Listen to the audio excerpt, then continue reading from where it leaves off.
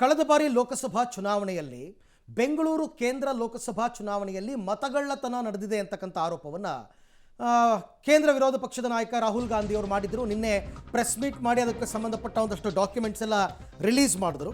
ಇವತ್ತು ಬೆಂಗಳೂರಿನಲ್ಲಿ ರಾಹುಲ್ ಗಾಂಧಿ ನೇತೃತ್ವದಲ್ಲಿ ಕಾಂಗ್ರೆಸ್ ಬೃಹತ್ ಪ್ರತಿಭಟನೆಯನ್ನು ಇಟ್ಕೊಂಡಿದೆ. ಚುನಾವಣಾ ಆಯೋಗದ ವಿರುದ್ಧ ಕಾಂಗ್ರೆಸ್ನವರ ಹೋರಾಟ ಫ್ರೀಡಂ ಪಾರ್ಕ್ನಲ್ಲಿ ನಡೆಯುತ್ತೆ. ಈ ಕಾಂಗ್ರೆಸ್ನವರ ಪ್ರತಿಭಟನೆ ಹೆಚ್ಚುವರಿ ದಾಖಲೆಯನ್ನು ಬಿಡುಗಡೆ ಮಾಡ್ತಾರಾ ರಾಹುಲ್ ಇವತ್ತಿನ ಪ್ರತಿಭಟನೆಯಲ್ಲಿ. ರಾಜ್ಯದ 7 ಲೋಕಸಭಾ ಕ್ಷೇತ್ರಗಳಲ್ಲಿ ಮತಗಳ್ಳತನ ಸರ್ವೆ ಆಗಿದೆ. ಆ ಸರ್ವೆ ರಿಪೋರ್ಟ್ ಕೊಟ್ಟು ದಾಖಲೆಯನ್ನು ಬಿಡುಗಡೆ ಮಾಡ್ತಾರಾ ಅಂತಕ್ಕಂಥದ್ದು ಪ್ರಶ್ನೆ.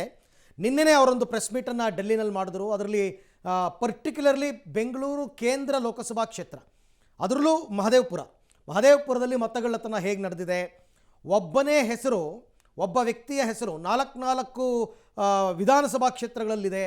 ಆಮೇಲೆ 1 BHK ಅಡ್ರೆಸ್ ಕೊಟ್ಬಿಟ್ಟು 80-90 ಜನ ವೋಟರ್ಸ್ ID ಮಾಡಿದ್ದಾರೆ. ಹೀಗೆಲ್ಲ ಒಂದಷ್ಟು ಆರೋಪಗಳನ್ನು ಮಾಡಿದರು ನಿನ್ನೆ ರಾಹುಲ್ ಗಾಂಧಿ.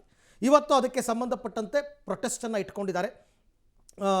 ನೋಡಿ, ಕೇಂದ್ರ ಲೋಕಸಭಾ ಕ್ಷೇತ್ರದ ಚುನಾವಣೆಯ ಮತಗಳಿಕೆಯೆಲ್ಲ ತಾವು ಗಮನಿಸ್ತಾ ಇದ್ರಿ ಏನೇನಾಗಿದೆ ಅಂತ. ಮಹದೇವಪುರ ಅಸೆಂಬ್ಲಿನಲ್ಲಿ BJPಗೆ 2,29,000 ಚಿಲ್ಲರೆ ಬಂತು. ನಕಲಿ ವೋಟರ್ಸು 11,965, ನಕಲಿ ಮತ್ತು ಬೋಗಸ್ ಅಡ್ರೆಸ್ಸು 40,009 ಅಂತೆಲ್ಲ ಒಂದಷ್ಟು ಕೊಟ್ಟರು ಮಾಹಿತಿಯನ್ನು.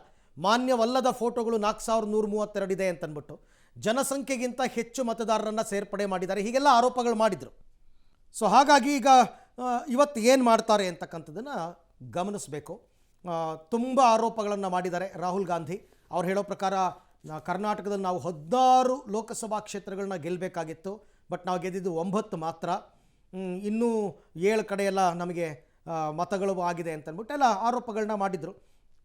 ಆದರೆ ಚುನಾವಣಾ ಆಯೋಗದವರು ಸಾರಾಸಗಟಾಗಿ ಇದನ್ನು ತಳ್ಳಿ ಹಾಕಿದ್ರು. ಇವತ್ತು ಕಾಂಗ್ರೆಸ್ನಿಂದ ಪ್ರೊಟೆಸ್ಟನ್ನು ಬೆಂಗಳೂರಿನಲ್ಲಿ ಇಟ್ಕೊಂಡಿದ್ದಾರೆ ಫ್ರೀಡಂ ಪಾರ್ಕ್ನಲ್ಲಿ ಇವತ್ತು ರಾಹುಲ್ ಗಾಂಧಿ, ಮುಖ್ಯಮಂತ್ರಿ ಸಿದ್ದರಾಮಯ್ಯ, ಉಪಮುಖ್ಯಮಂತ್ರಿ DK ಶಿವಕುಮಾರ್ ಸೇರಿದಂತೆ ಎಲ್ಲ ಕಾಂಗ್ರೆಸ್ನ ಘಟಾನುಘಟಿಗಳು ಸೇರ್ತಾರೆ.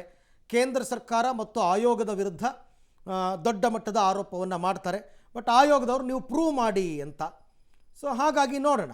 ಈ ಬಗ್ಗೆ ಮತ್ತಷ್ಟು ಮಾಹಿತಿ ನನ್ನ ಕೊಲೀಗ್ ಸುಖೇಶ್ ಅವರಿಂದ ಪಡ್ಕೊಳ್ಳೋಣ. ಸುಖೇಶ್, ಈಗ ನಿನ್ನೆ ರಾಹುಲ್ ಗಾಂಧಿಯವರು ಸಾಲು ಆರೋಪಗಳನ್ನು ಮಾಡಿದರು.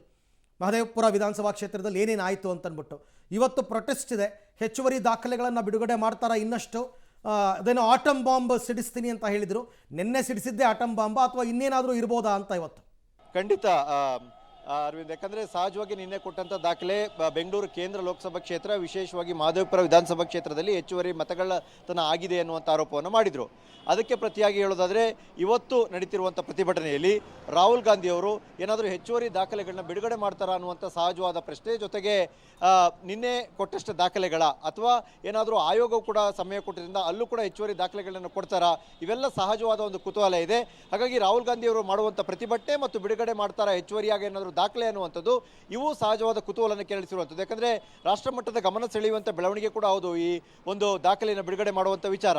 ಹಾಗಾಗಿ ಇಲ್ಲಿ ಅವರು ಬಿಡುಗಡೆ ಮಾಡುವಂಥ ದಾಖಲೆ ಏನು ಅನ್ನೋದ್ರ ಮೇಲೆ ಎಲ್ಲವೂ ಕೂಡ ನಿರ್ಧಾರ ಆಗುವಂಥ ಸಾಧ್ಯತೆ ಇರುತ್ತೆ ಅರವಿಂದ್.